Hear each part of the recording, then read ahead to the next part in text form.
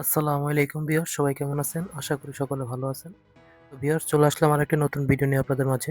তো আপনারা সকলেই জানেন যে Google Play Point এর উপর নতুন একটা ইভেন্ট আসছে, যেটা হচ্ছে PUBG মোবাইলের উপর। তো সেটাকে আমরা যেটা বলি যে প্লে গেমস বা হচ্ছে প্লে লিগ।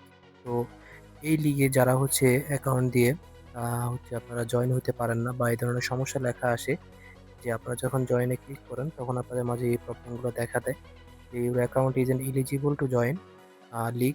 তো এই লিগে আপনারা জয়েন হতে পারেন না। তো এটার সমাধান আসলে কিভাবে করবেন? তো আজকে এটা নিয়ে বিস্তারিত একটু আলোচনা করবো আপনাদের মাঝে, যাতে করে আপনারা এই বিষয়টা একটু ক্লিয়ার হতে পারেন এবং হচ্ছে এই সমস্যাটা কেন হয় সেটাও আপনারা বুঝতে পারেন। প্রথমে আমি আপনাদেরকে দেখাচ্ছি যে আমার যেই মেইলটাতে এই প্রবলেমটা হয়েছে সেই মেইলটা কোনটা। তো এই মেইলটাতে আমার মূলত এই প্রবলেমটা হয়েছে। আমি যদি এখানে পয়েন্টে ক্লিক করি তাহলে দেখবেন এই মেইলটা কিন্তু আমার হচ্ছে লক মেইল।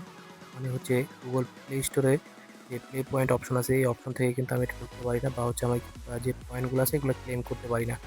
এটা মূলত একটা লক মেইল।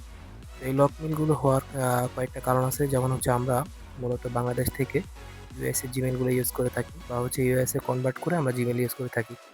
তো আমরা যেহেতু বাংলাদেশ সার্ভার থেকেই ইন্টারনেট কানেকশন অন করে ইউজ করি, তো সেই ক্ষেত্রে মাঝে মাঝে গুগল থেকে সার্ভারগুলো মিসম্যাচ হওয়ার কারণে এই প্রবলেমটা হয়ে থাকে। যেহেতু আমরা বাংলাদেশের সার্ভার থেকে ইন্টারনেট ইউজ করি, তো সেক্ষেত্রে ইউএসএ সার্ভার মিসম্যাচ হয়ে যায়। তো এই কারণে আমাদের মেলগুলো গুগল থেকে লক করে দেয়। তো এই লক করে দেওয়ার কারণে কিন্তু এই প্রবলেমটা হয়। তো আশা করি আপনারা বুঝতে পারছেন যে ইভেন্টে কেন আপনারা জয়েন হতে পারেন না। তো আরো একটা কারণ আছে, সেটা হচ্ছে যারা নতুন মেইল ইউজ করেন, একদম নতুন মেইল, তো সেই মেইলগুলোতেও কিন্তু আপনারা ইভেন্ট থেকে জয়েন হতে পারেন না। তো মূলত আপনাদের পুরনো মেইল লাগবে, যেগুলো দিয়ে আপনারা খুব সহজেই হচ্ছে জয়েন করতে পারবেন লিগে। আমি আপনাদেরকে একদম সিম্পল একটা জিনিস দেখাচ্ছি। আপনারা ক্রোমে চলে আসবেন, আসার পরে এখানে সার্চ দিবেন প্লে লিগ। অনেকে আমাকে বলেন ভাই লিঙ্ক দেন, লিঙ্ক দেওয়ার দরকার নেই ভাই, আপনি ক্রোমে গিয়ে সার্চ করেন প্লে লিগ। দিলে এখানে এই যে প্রথম অপশনটা দেখেন এখানে আছে প্লে লিগ। এখানে আপনারা ক্লিক করবেন। ক্লিক করা দেওয়ার পরে দেখবেন যে আপনাদের যে ইভেন্টগুলো আছে এই ইভেন্টগুলো এখানে শো করবে। আমি একটু আগে আপনাদেরকে আমার মেইলটা দেখাইছি। মেইলটা একটা লক মেইল, এই কারণে আমার এখানে এই প্রবলেমটা আসছে।